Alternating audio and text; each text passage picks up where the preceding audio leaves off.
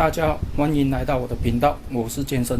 今天是2025年5月24号星期六，家里的沙发破得差不多了，所以上网买了一些材料，想要来自己修理这些沙发。这个是皮革贴，还有一些沙发保护套。维修之前，我们先开箱。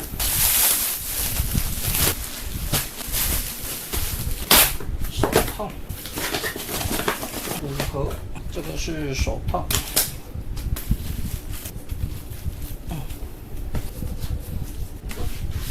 这个就是沙发套，这个到时候用皮革贴贴完以后，我们可以把它做一个沙发套包起来。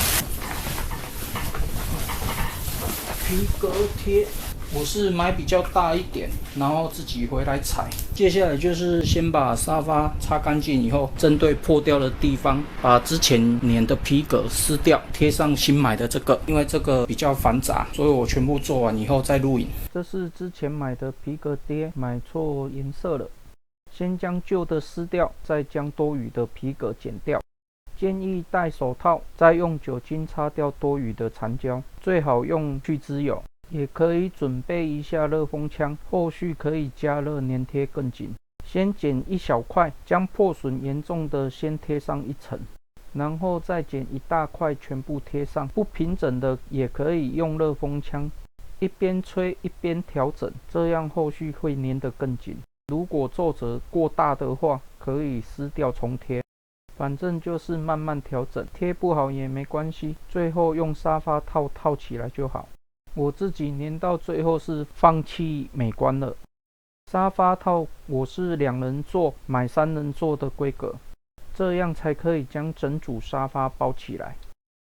那我们今天先完成一边，明天再来做另外一边。做这个实在太累了，花了2天的时间，已经把沙发套都套上去了，贴皮也贴好了，整体的效果大概是这个样子。